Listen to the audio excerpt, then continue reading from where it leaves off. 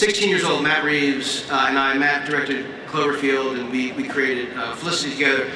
Matt and I were at a Super 8 film festival in LA, and the LA Times wrote a story about it that came out the next day, and we got a phone call that day from Steven Spielberg's assistant, who at the time was Kathy Kennedy.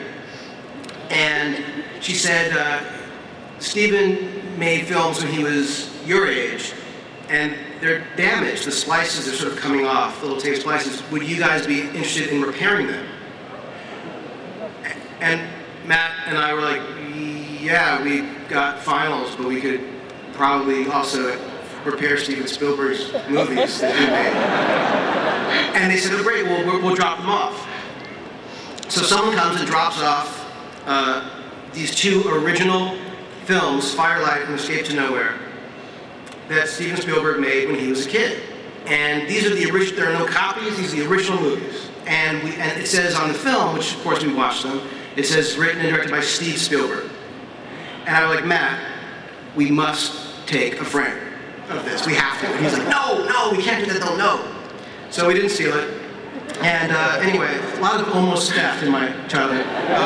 So we repaired these movies. They were shot on regular 8, not Super 8, and we like peeled off every splice and put it back on. And it was just watching these movies that he made, it was insane, and it was just so inspiring. And I had no idea why this was happening. It felt like a complete joke, because isn't there a building somewhere at Universal that's designed to house the team that restores Steven Spielberg's films that he made when he was a kid? So we repaired these movies, and they picked them up. They gave us $300, and that's when I knew why they had us do it.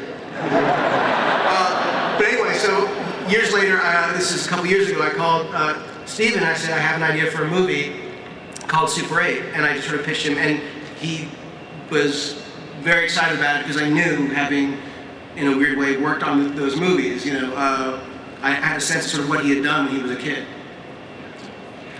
What can you say about Super 8? Is this also a case a little too soon, or can you say? I think it's way too early. I mean, I would love to, you know, show you footage, but we haven't shot any. Yeah, you know, my favorite thing about the movie though is that someone, you know, will go to the theater and see the trailer and hopefully say, oh my God, that looks bitchin', and have no idea they're starring in it. Yeah. So we're shooting in September. We haven't shot the movie yet. And what has been the collaboration like been with Steven so far? I mean, it's unbelievable. It really is surreal. And because there's a genre element to the movie, it's impossible to work with him and not constantly reference the work he's done. And you don't want to sound like you're being a sycophant, but it's been incredible. And he's been beyond helpful. And the movie is, I think, very much in the spirit of you know, some of the Amblin films that he made years ago. So it is a dream come true, and I couldn't imagine working on something that was more sort of personal and also kind of hyper real. You know, it's not like the movie is some kind of autobiography, but there's a lot of stuff in it that feels very personal. Will a film called Super 8 be in 3D? No. No?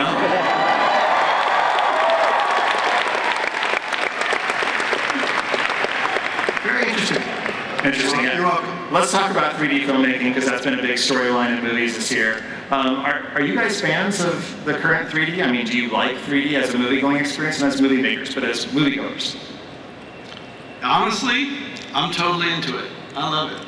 I really think the technology is really good. It kind of puts you in the space. It doesn't give me a big headache.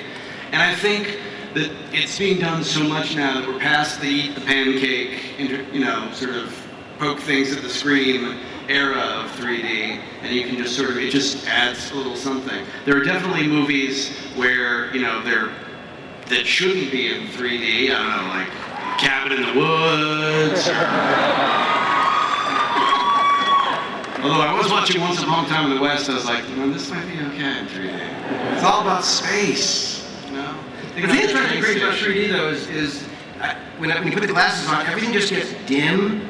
Like, it all feels a little sort of gray and muted, and I feel like I want to see the vibrant, I want to see the movie, and I feel like you get into it, but for me it always has that, you know, my brain adjusts to it after a while, but it always has those first few minutes are always like, oh wow, this seems like less than, you know, the experience, like an IMAX experience to me, which is my favorite kind of experience because it's so immersive. But the 3D thing for me, I'm not totally on board yet, but I'm sure it's too late for me. So.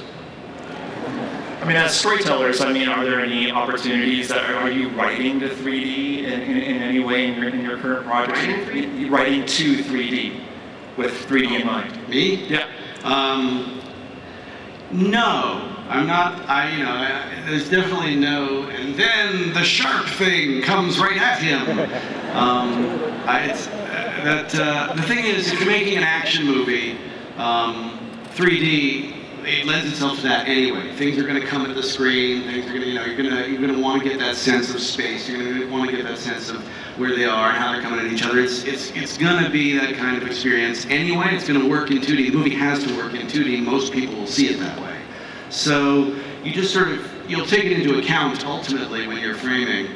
But I don't think it doesn't really change the way I shoot. There are a few things you want, a sort of a sense of depth of field where you get that you get with the shorter lenses, your wider lenses.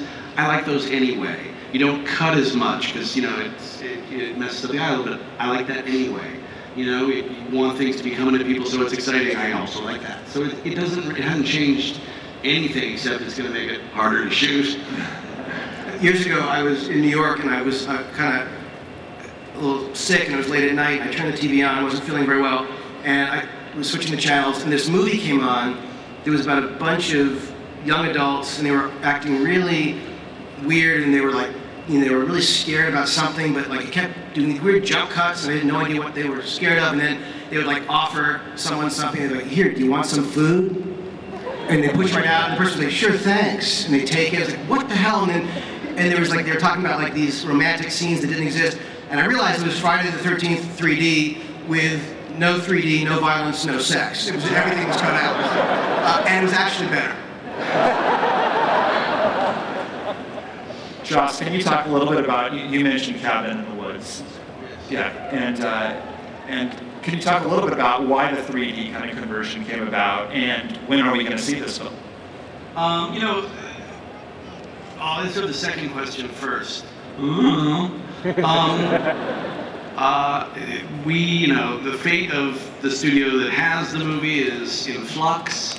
Therefore, they've put James Bond on hold, and I don't think we come before him.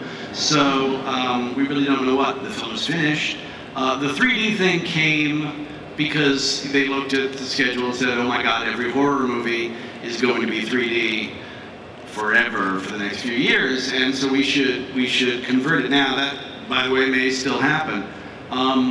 But Drew shot something very specifically in, a classical mode. He went away from, really in your face and tried to keep things sort of, he was studying John Carpenter and really keep the suspense and make it almost a little old-fashioned. So what we're hoping to do is be the only horror movie when we come out that's not in 3D.